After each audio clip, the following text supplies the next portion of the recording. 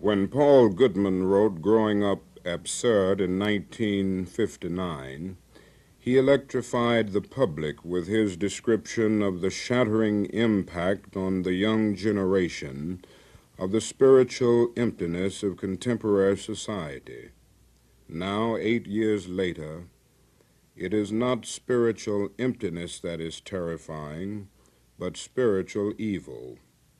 In 1967, young men of America are fighting, dying, and killing in Asian jungles in a war whose purposes are so ambiguous the whole nation sees with dissent. They are told they are sacrificing for democracy, but the Saigon regime, their ally, is a mockery of democracy, and the black American soldier has himself never experienced democracy. While the war devours the young abroad, at home urban outbreaks pit black youth against young soldiers and guardsmen as racial and economic injustice exhausts human endurance. Prosperity gluts the middle and upper class, while poverty imprisons more than 30 million Americans, and literally starvation stalks rural areas of the South. Crime rises in every segment of society. As diseases are conquered and health improved, mass drug consumption and alcoholism assume epidemic proportions. The alienation of young people from society rises to unprecedented levels, and masses of voluntary exiles emerge as modern gypsies, aimless and empty. This generation is engaged in a cold war, not only with the earlier generation, but with the values of its society. It is not the familiar and normal hostility of the young groping for independence. It has a new quality of bitter antagonism and confused anger, which suggests basic issues are being contested. These are unprecedented attitudes because this generation was born and matured in unprecedented conditions. The generation of the past 25 years cannot be understood without remembering that it has lived during that period through the effects of 4 wars: World War II, the Cold War, the Korean War, and Vietnam. No other generation of young Americans was ever exposed to a remotely similar traumatic experience. Yet, as spiritually and physically abrasive as this may be, it is not the worst aspect of contemporary experience. This is the first generation to grow up in the era of the nuclear bomb, knowing that it may be the last generation of mankind. This is a generation not only of war, but of war in its ultimate revelation. This is a generation that truly has no place to hide and no place to find security. These are evils enough to send reason reeling. And of course, they are not the only ones. All of them form part of the matrix in which this generation's character and experience were formed. The Tempest of Evils provides the answer for those adults who ask why this young generation is so unfathomable, so alienated, and frequently so freakish. For the young people of today, peace and social tranquility are as unreal and remote as knight errantry. Under the impact of social forces unique to their times, young people have splintered into 3 principal groups, though of course there is some overlap among the 3. The largest group of young people is struggling to adopt itself to the prevailing values of our society. Without much enthusiasm, they'd accept the system of government, the economic relationships of the property system, and the social stratifications both engender. But even so, they are a profoundly troubled group and are harsh critics of the status quo. In this largest group, social attitudes are not congealed or determined. They are fluid and suching. Though all recent studies point to the fact that the war in Vietnam is our focus of concern, most of them are not ready to resist the draft or to take clear-cut stands on issues of violence and nonviolence.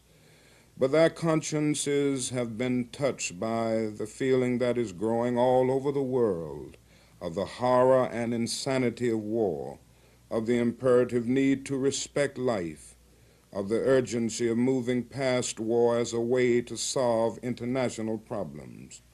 So while they will not glorify war, and while they feel ambiguous about America's military posture, this majority group reflects the confusion of the larger society, which is itself caught up in a kind of transitional state of conscience as it moves slowly toward the realization that war cannot be justified in the human future.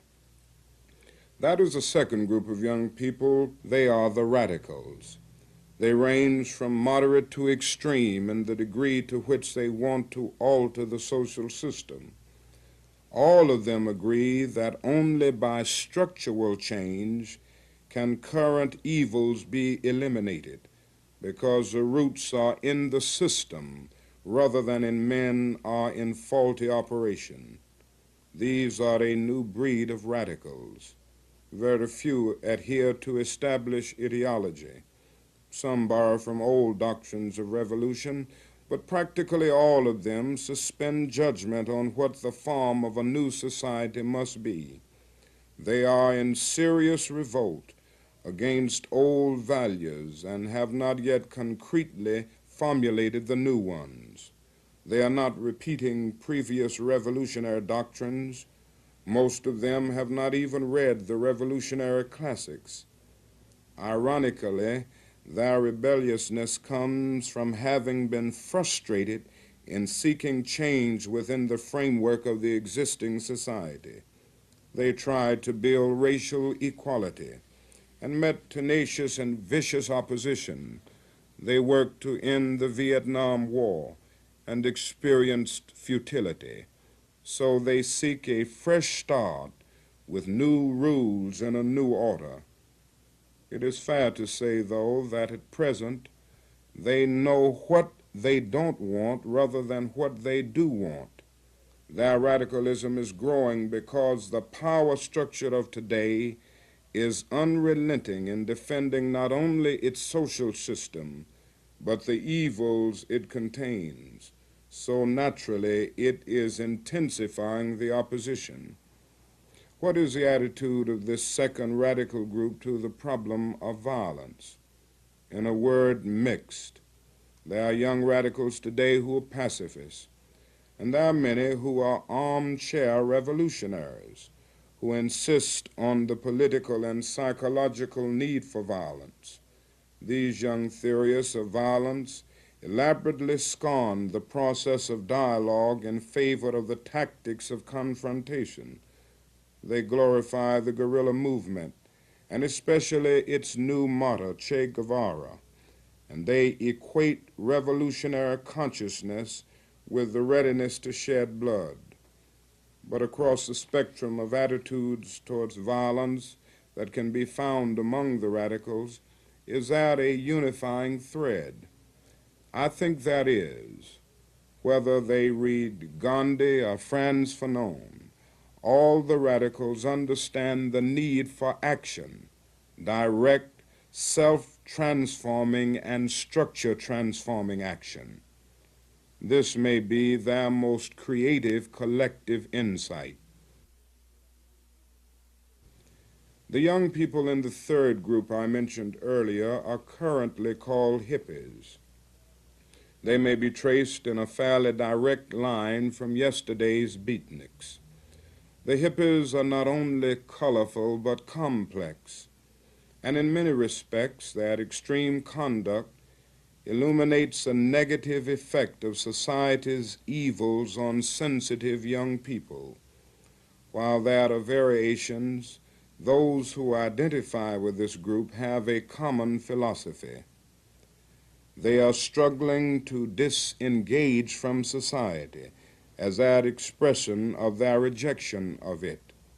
They disavow responsibility to organize society. Unlike the radicals, they are not seeking change but flight.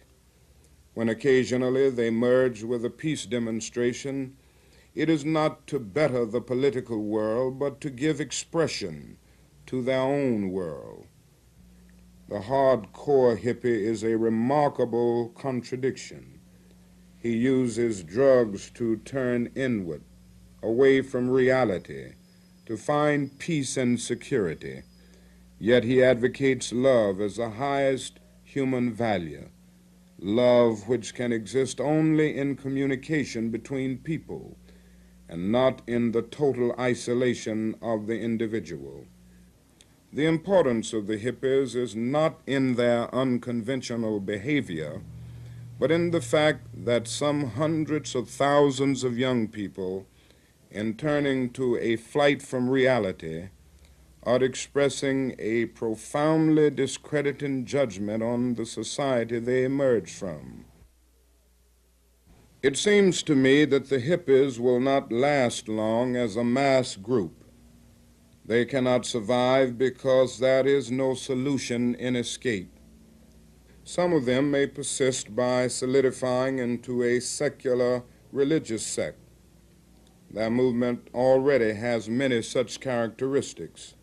We might see some of them establish utopian colonies, like the 17th and 18th century communities established by sects that profoundly opposed the existing order and its values.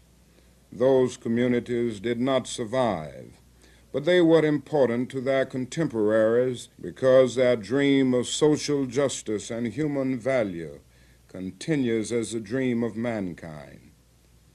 In this context, one dream of the hippie group is very significant, and that is its dream of peace.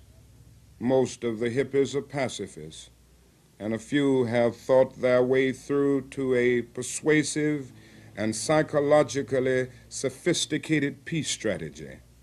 And society at large may be more ready now to learn from that dream than it was a century or two ago, to listen to the argument for peace, not as a dream, but as a practical possibility, something to choose and use.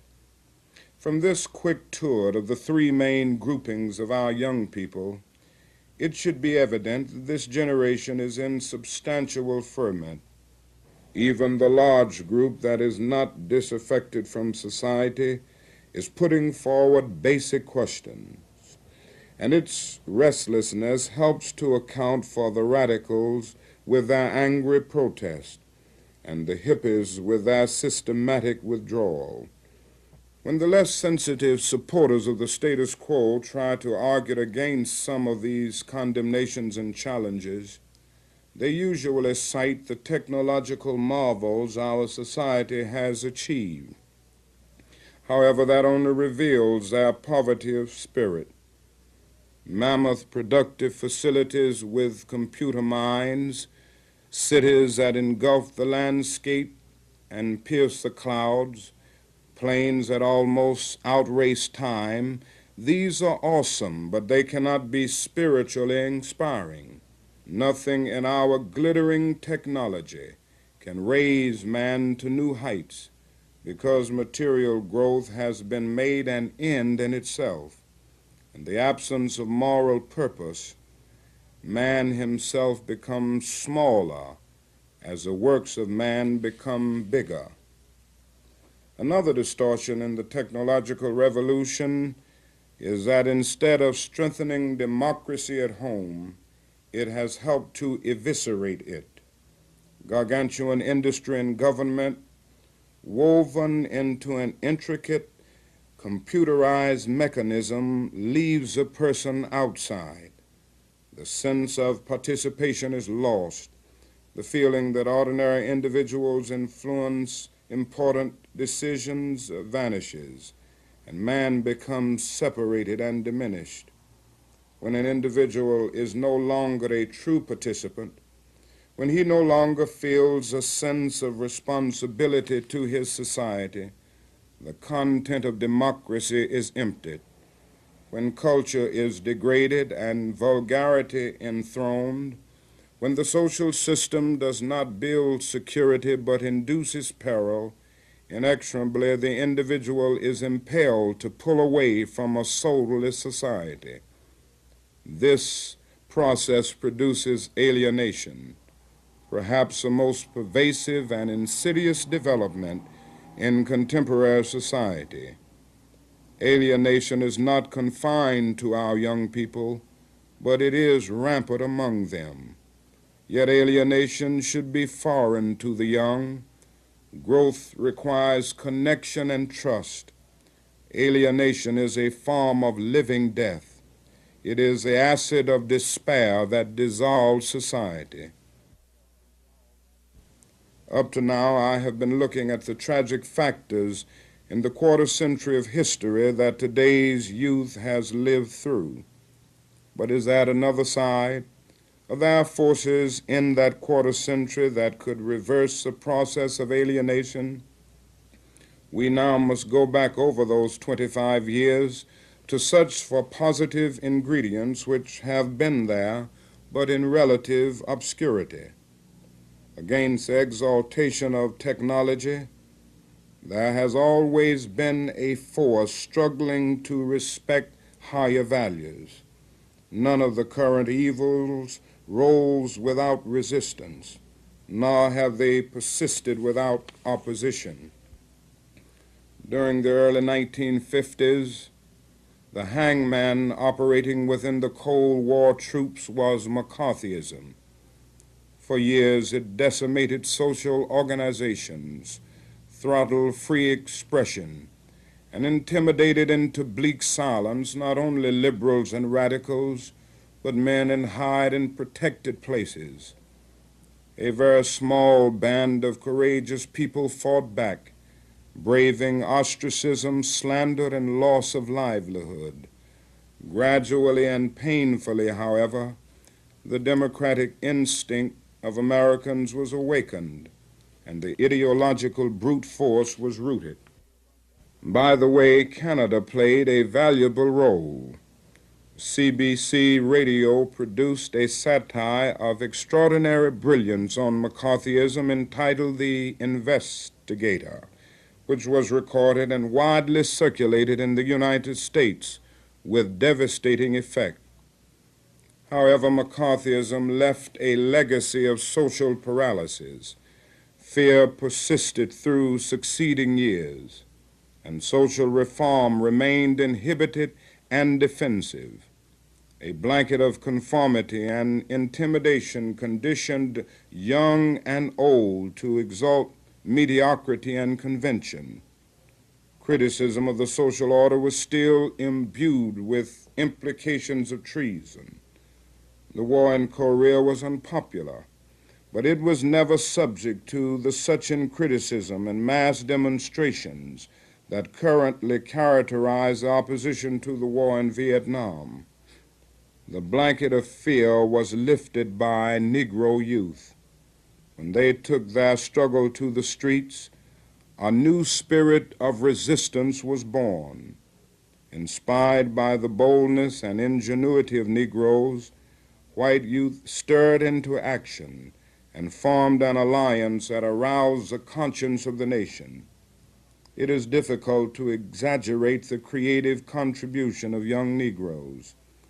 They took nonviolent resistance, first employed in Montgomery, Alabama, in mass dimensions, and developed original forms of application, sit-ins, freedom rides, and wait-ins. To accomplish these, they first transformed themselves. Young Negroes had traditionally imitated whites in dress, conduct, and thought in a rigid middle-class pattern. Gunnar Myrdal described them as exaggerated Americans. Now they ceased imitating and began initiating. Leadership passed into the hands of Negroes, and their white allies began learning from them. This was a revolutionary and wholesome development for both. It is ironic that today so many educators and sociologists are seeking methods to instill middle-class values in Negro youth as an ideal in social development. It was precisely when young Negroes threw off their middle-class values that they made an historic social contribution. They abandoned those values when they put careers and wealth in a secondary role, when they cheerfully became jailbirds and troublemakers, when they took off their Brooks Brothers attire and put on overalls to work in the isolated rural South. They challenged and inspired white youth to emulate them. Many left school not to abandon learning, but to seek it in more direct ways. They were constructive school dropouts, a variety that strengthened society and themselves. These Negro and white youth preceded the conception of the Peace Corps, and it is safe to say that their work was the inspiration for its organization on an international scale. The collective effort that was born out of the Civil Rights Alliance was awesomely fruitful for this century in the first years of the 1960s. The repressive forces that had not been seriously challenged for almost a decade now faced an aroused adversary. A torrent of humanist thought and action swept across the land, scoring first small and then larger victories. The awakening grew in breadth, and the contested issues encompassed other social questions. A phalanx of reliable young activists took protests from hiding and revived a sense of responsible rebellion. A peace movement was born. The Negro freedom movement would have been historic and worthy even if it had only served the cause of civil rights. But its laurels are greater because it stimulated a broader social movement that elevated the moral level of the nation. In the struggle against the preponderant evils of the society, decent values were preserved. Moreover, a significant body of young people learned that in opposing the tyrannical forces that were crushing them, they added stature and meaning to their lives. The alliance of Negro and white youth that fought bruising engagements with the status quo inspired each other with a sense of moral mission, and both gave the nation an example of self-sacrifice and dedication.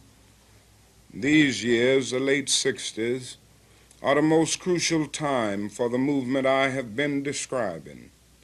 That is a sense in which it can be said that the civil rights and peace movements are over, at least in their first form, the protest form, which gave them their first victories.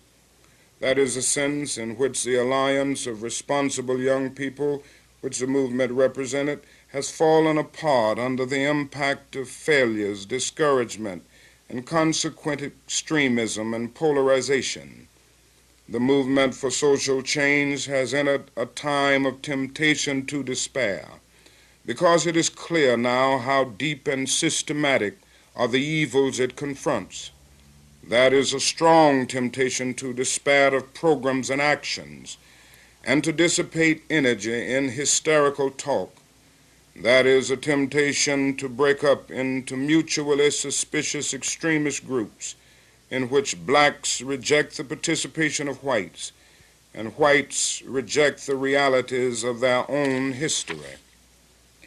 But meanwhile, as the young people face this crisis, leaders in the movement are working out programs to bring the social movements through from their early and now inadequate protest phase to a new stage of massive, active, nonviolent resistance to the evils of the modern system.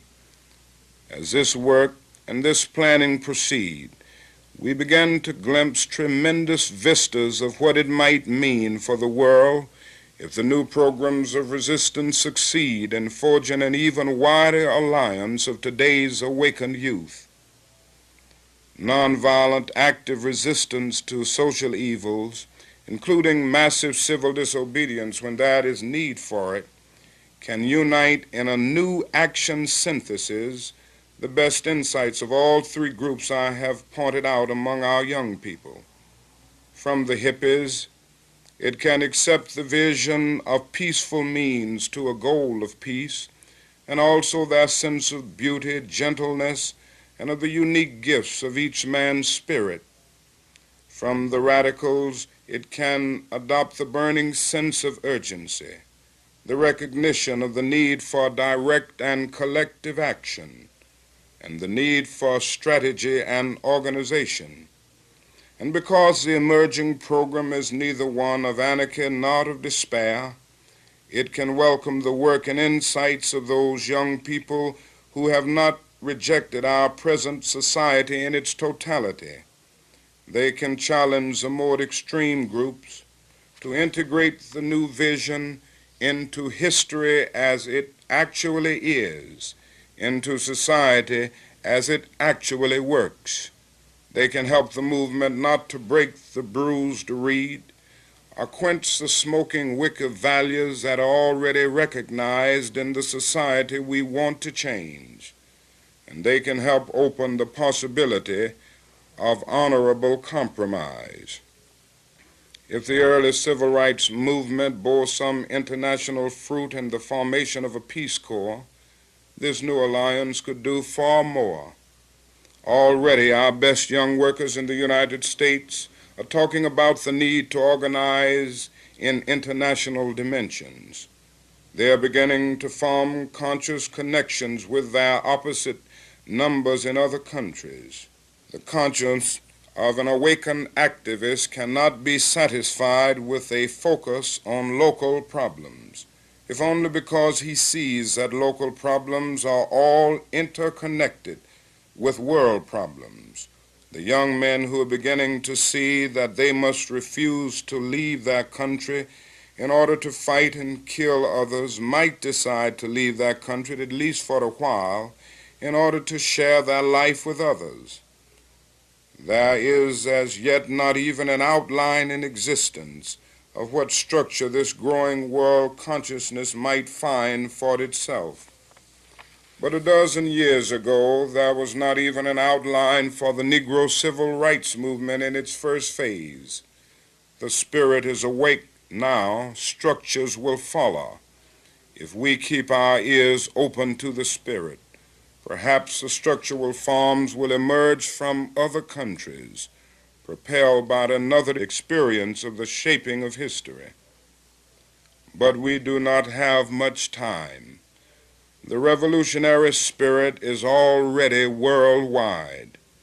If the anger of the peoples of the world at the injustice of things is to be channeled into a revolution of love and creativity, we must begin now to work urgently with all the peoples to shape a new world.